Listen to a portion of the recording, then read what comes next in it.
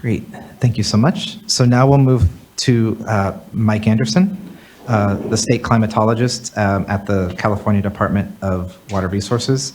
So Dr. Anderson serves as the official state climatologist for California. This is a collaborative position between DWR and the National Oceanographic and Atmospheric Administration, or NOAA, to provide climate data services for the state.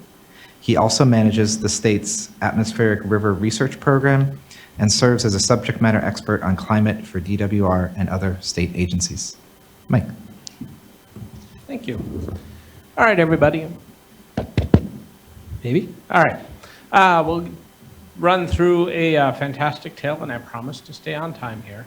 But we're going to look at some indicators of climate that reflect in the water resources community, and then understand important elements. Maybe just have to be a lot closer. Understand the important elements that help us track change. So in this graphic here from our colleagues at Western Region Climate Center and the California Climate Tracker, we can look on an annual basis and departures from a baseline, and we see relative to that baseline, things have been getting warmer, but 2023, for the first time in a decade, happened to just tick a bit cooler. So it's not impossible, but keep that as we go. So next slide, just quick talk overview. Follow along with y'all.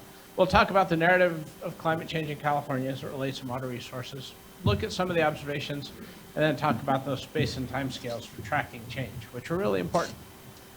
All right, so the narrative of climate change: warmer temperatures, more variability, more extremes, more rain, less snow, longer dry season, rising sea levels, ecosystem changes. Kind of the ongoing horror story of what the world is going to be. And in this, then, how do we, one, follow along, right? How do we know where we are? And two, once we figure that out, what can we do with the information to figure out how to navigate this brave new world? So let's start then on the next slide, and we talk about changing normals. So, all right. Thank you, Carmen. The idea of a climate normal, a 30-year average of conditions. So I have two normals on here, 1901 to 1930, the early 20th century, and our latest one, the one we're operating with now. What these do is this defines us what our average conditions are. So if I use the latest normal as my baseline condition, that first graphic, the departures, will be very different between these two, because the latest normal is 2 degrees warmer. Interestingly enough, look at precip. It's barely changed, 1/10 of an inch. Really negligible.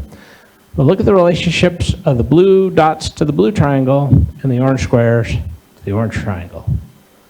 More variability. Those values are further apart. Now, in water management, we love to use the average. What's happening if our year-to-year values aren't falling near the average? Without doing anything, we're getting worse at what we do. So it's a motivation for change, but this doesn't tell us the whole story yet either.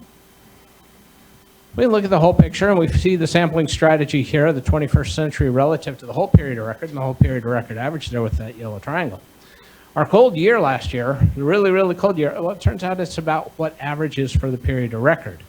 The really cold years of the early 20th century, we're not sampling there anymore. We still see precip variable if we look at the whole season. But this is the challenge. The whole year in a dot doesn't tell us the story of how we got there. We need the finer resolution data. So we're going to borrow a graphic from Scripps Institution of Oceanography from their RISA program, which is a Regional Integrated Science Assessment. And it looks at extreme heat and extreme cold. So the orange graphic is our maximum temperatures. Our green line is our minimum temperatures, tracking daily. The dashed line, climatology. The solid line being that tracking a day to day. And we see then where we hit the warm periods and then the warmest periods with the dots there. And you see for the graphic, the Labor Day heat wave standing out like a sore thumb. But here's how we get to a warmer world. Is it a degree or two every day? Or is it punctuated events 10 to 20 degrees that then move that average for the year? We need to understand that because even in this really warm year, there's a really cold event in May that could really mess with agriculture. Well, how can you have an ag impact that's cold in a warm year? Well, you can, but you have to have the data to track it. I mean, look at 23, the cold year. And we do see in the spring, we did have, thankfully, a lot of cool air that helped manage that snowmelt into a manageable space because that was an awful lot of snow. Talking about precip, we talk about atmospheric rivers. You might have heard the blitz of information about them and say, well, great, what's an atmospheric river? Well, this is a great way to describe moisture transport in the atmosphere because 90% of the water vapor in the atmosphere moves in 10% of the area.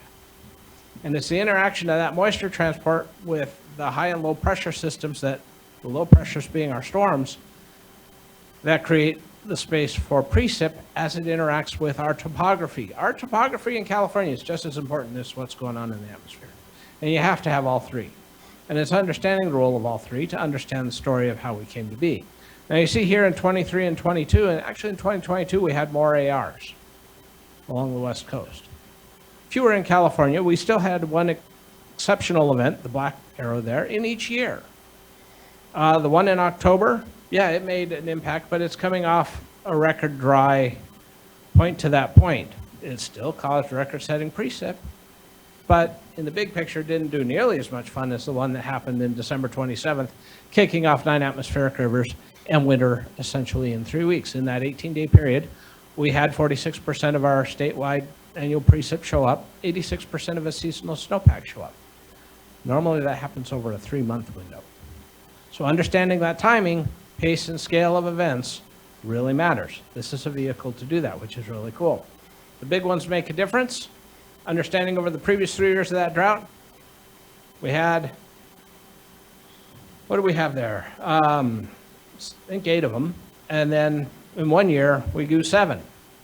So again, understanding the big events really helps tell the tale between dry and wet, where, when, how quickly, all important. Not always represented in that one dot. Even better, we launched this week as part of the Atmospheric River Research Program. The Atmospheric River Catalog, going from 1950 to, I have to check when their latest update is on this, but this is for 38 degrees north latitude. We can see the time series of number of atmospheric rivers that made landfall in there, size of them by the color. We can look then at the monthly distribution, the graphic on the top right, showing seasonally where we should get the most. Reason we have 50% of our precip showing up in December, January, February, we get the most atmospheric rivers happening then. It's pretty straightforward. Then we can look at landfall. Again, how does the atmosphere interact with the land surface? That creates impact. And we see that the big storms come from a particular direction. Come from a particular direction because they can tap into the deeper moisture of the tropics, but also it runs up the mountains in a more effective way. We have more effective orographic precip that leads to the heavier runoff. Rain or snow, right? More rain, less snow. Complex story. We can do annual values, but again, understanding the dynamics even within a storm system, where we can start with the atmospheric river, starting with freezing levels over 10,000 feet, meaning Sacramento River watershed is getting all rain, not so much in the San Joaquin Basin. But then if it crashes down to 2,000 feet, well, you're getting snow out of the event. And it's the timing of how the moisture interacts with those temperature dynamics of the storm that relate to what the outcome is. And every watershed has its own physiographic features that create its own story. Unfortunately, one size does not fit all. Each one is its own unique story to tell. We can look at it again relative to minimum temperature for the winter in the Sierra Nevada, and we do see there in 2015, the year without a snowpack, right? We had a really warm year and almost no snow. The bigger years, including last year, that square up there above 200%, cooler, in part because the snowpack does start to create its own climate. But again, an index value is not enough. We found that out really hard in 2021. Where we see the patterns of snow changing. The relationship of the snow versus spring precip versus spring temperature versus the antecedent conditions set in the fall. One way to do that is to map it. And we worked with JPL. We came up with a way to map snowpack. And we are trying to operationalize this and move this to where you see where the snow is, the patterns on the landscape, and even better, modeling its ability to understand when it's ready to melt. It's not just the warming temperatures. Everybody's big fear in me, oh my God, the great warm up, it's all going to come down. It can't. There are actual interactions with solar radiation that drive the ability of the snowpack to be ready to melt. This gives us that key information. Really important. Runoff. Year to year, Sacramento San Joaquin Basin. Sacramento Basin averages 18 million acre feet per year. Think about Lee's Ferry on the Colorado River. What's its average? Well, they divvied up 12 million. That was a little optimistic. So we see that in a smaller basin, again, precip, lower elevation, a lot of runoff. It can happen. Further south, a little drier, higher elevation. A little lower, about 5 million acre feet per year. But again, not the whole story. We can look at the timing. How much of the runoff is happening in the spring? And we see with that higher elevation watershed, 2/3 of the water comes out of the San Joaquin watershed in the spring, for only 1/3 in the Sacramento. And the rates of change because of elevation are different. But finding the detail, and again, these are amalgamated at the large watersheds, but how do we get to the tributary watersheds that really help us connect to the local level? Really important part of that narrative.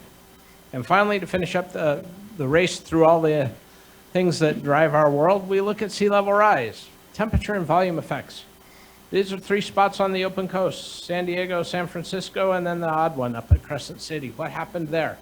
Well, you might be aware of the Mendocino Fracture Zone, a place where we what's the Mendocino Fracture Zone? That's a really cool geologic feature. That's really important to sea level rise because north of there, we have the tectonic plate, one diving under the other, creating a subduction zone.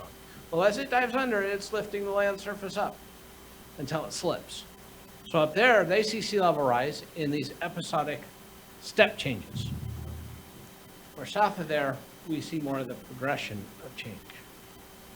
So again, finding the metric that tells the tale, but now let's tell the tale at San Francisco. What's happening on the open coast versus the bay and then the delta? There are 2 straits that have to be navigated, the Golden Gate and Carquinez Strait. That's a gap where the water has to flow through in a 6-hour period, depends how much water gets in there, and then it ebbs. So there's a relationship between open coast sea level rise, bay sea level rise, and delta sea level rise, and the different features that influence, be it just the regular tidal cycle. We have our king tides we went through. We saw that coupled with the storm system can create some really exciting environments along the open coast. Can also lead to lower lying areas becoming inundated. And we see that during the highest tides of the year, there are parking lots that get inundated, you close them. So you're already seeing impact. But what happens when it becomes more than just the highest tides of the year? It becomes every spring tide, which is with the lunar cycle, where we have the highest tide in the lunar cycle versus the neap tide, the lower tides, versus every high tide. So there's a progression. You have the data to track it, understand the impact, understand how you might deal with it. Decade of extremes, we've heard that throughout the morning. Well, here it is. I use this graphic to say if in water management you feel like the past decade's been kind of hard, you're right. Because we're built to handle things in the expected range. Good, in the last 10 years you got 1 year that worked for you. In the anomalous range, we're going to have to do things differently, and we have tools to do this. But how do you communicate that tools that are supposed to be used only once in a while are now your go-to items? Then we get to the extremes where we have to do emergency response, we have to use emergency actions. What happens when you're always in an emergency? It's hard to understand how to do that. And how do you shape this? How do you use the information of the indicator, of the tracking, to tell the narrative, to help you come up with a new game plan that allows you to be more functional all the time in a wider band? That's what we want to do. For those of you that don't know, we publish a report every year, kind of. I'm a little behind on 2022, and we're going to get started on 2023 here in a minute, but it's the hydroclimate report, where we look at the 5 areas: precip, temperature, snowpack, runoff, and sea level rise. A series of metrics that help tell the tale of the year. Talk about the extremes. 2023, we're going to try dynamic web content. Wow, this is going to be a leap, right? Because then this data becomes explorable. and you start to understand the relationship. And I am wrapping up, so, see, I didn't ignore you completely. Anyway, final thoughts. Spatial consideration. What's the resolution and the impacts on our ability to identify change? Elevation in California, absolutely important. Spatial variability, very important. Time considerations. How frequent are the observations? Are they frequent enough to detect the change? And our period of record is important. Well, the higher frequency observations, we have a shorter period of record. Makes it harder to understand context. And then remember, there are geophysical controls which can modulate that pace of change. And better understanding that helps us better understand the whole story. And with that, I finish. Hopefully not too much over that minute.